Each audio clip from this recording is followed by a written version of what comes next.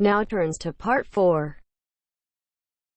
You'll hear a lecture on MSG. First, you have some time to read questions 32 to 41.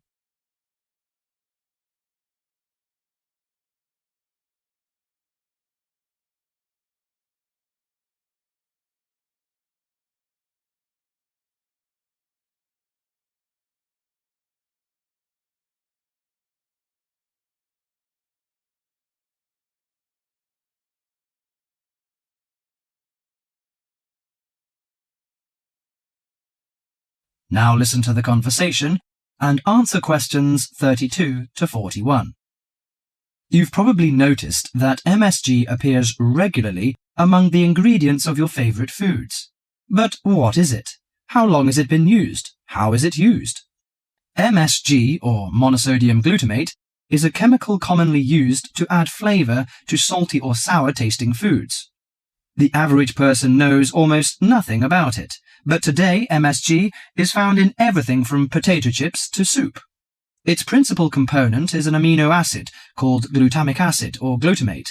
It was identified by Professor Kikunae Ikeda in 1908, but Eastern cooks have been using glutamate-rich seaweed as flavoring for more than 1,200 years. Glutamate is found in two forms: bound glutamate, which is linked to other amino acids forming a protein molecule, and free glutamate, that has no link to protein.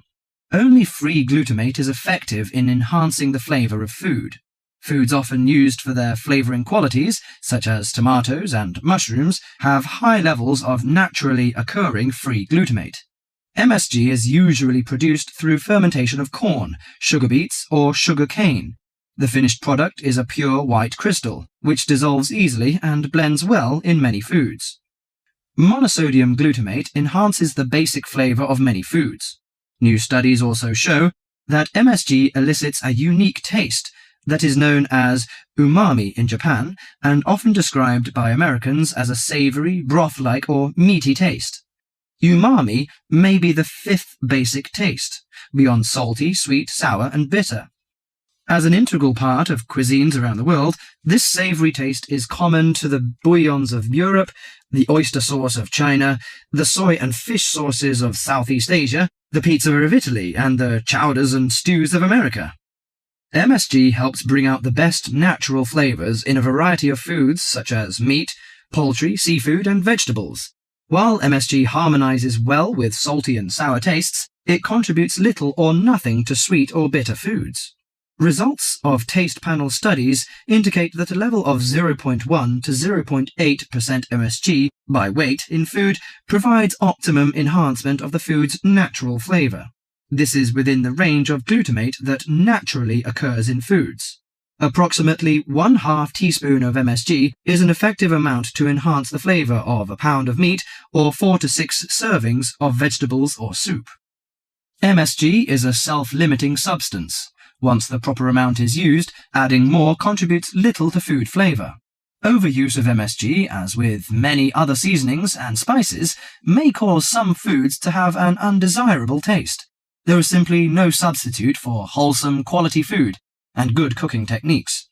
MSG makes good quality food taste better, but will not improve the flavor of poor quality food. Disturbingly, scientists have known since the 1960s that MSG kills brain cells in young animals. Further research suggested that MSG may also be responsible for ailments ranging from skin rashes to irregular heartbeat and depression. Reports vary on just what percentage of the population is sensitive to MSG. One researcher put the figure as high as 30%, but food industry-sponsored studies have suggested it as low as 1 to 2%. Baby food manufacturers agreed to take MSG out of their products in the 1970s, but it is still widely used in other foods. This is because MSG is an economical way of stimulating great taste. If you're making a chicken stew but can't afford a whole chicken, why not use a little chicken and a lot of MSG? Consumer groups in the USA campaign regularly against its use, but for many of us, MSG will continue to be a part of everyday life. Food, it seems, will always be a matter of personal taste. That is the end of Part 4.